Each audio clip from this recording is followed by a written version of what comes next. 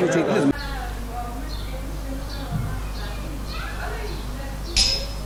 ...2018-2019 eğitim öğretim yılını geride bırakmış oluyoruz tabii. Yoğun bir yılın sonunda velilerimiz de öğrencilerimiz de bir yaz tatiline girmiş bulundular. Tabii yaz tatili sonrasında yapılan özellikle liselere giriş sınavıyla beraber 4. sınıfı bitiren öğrencilerimiz de yeniden hangi okula başlayacakları, hangi okulda buluşacakları gibi yahut da velilerimiz çocuklarını hangi okula gönderecekleri ilgili tatlı bir telaş ve endişe içerisindeler.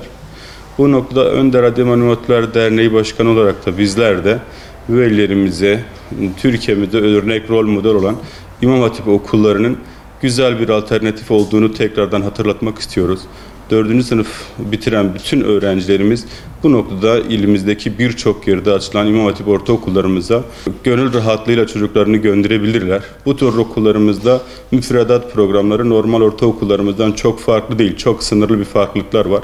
Bu tür okullarımızda Milli Eğitim Bakanlığımızın temel amaçları doğrultusunda eğitimini yapmakta olup bu eğitimle beraber çocuklarımıza değerler öğretimi kapsamında dinimizin temel nasıl olan Kur'an-ı Kerim ve Peygamber Efendimizin hayatı ile ilgili konuları da öğrencilerimizle paylaşmakta, öğrencilerimizin temel değerleriyle daha sağlıklı şekilde buluşmakta.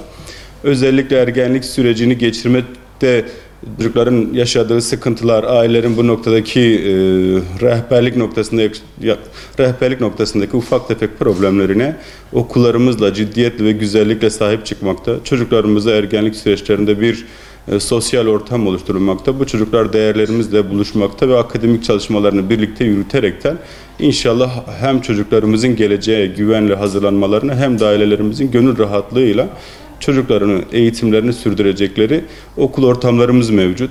Birçok alternatifimiz var bu noktada. Özellikle çocuklarımızın ulaşabileceği her mahallede ortaokullarımız bulunmakta.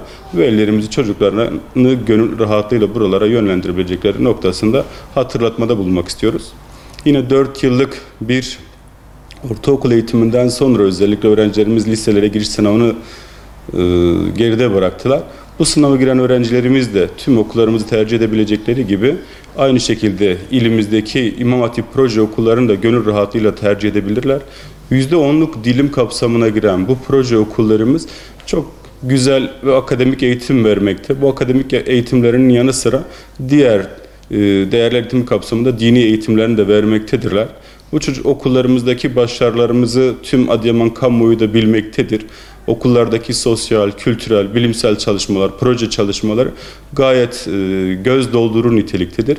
Buralara çocuklarını gönderen okullarımız bu memnuniyetlerini her türlü ortamda da ifade etmektedirler. Aynı şekilde İmam Hatipler sadece Adıyaman'da değil Türkiye genelinde de öğrencilerimize birçok alanda alternatifler oluşturabilmekte. Fen Lisesi programı uygulayan okullarımızdan, sosyal bilimler programı uygulayan okullarımızdan, spor içerikli, musiki içerikli eğitim programı uygulayan liselerimiz bulunmakta Türkiye'nin birçok alanında. Yine uluslararası alanda İmam Hatip olan okullarımız var.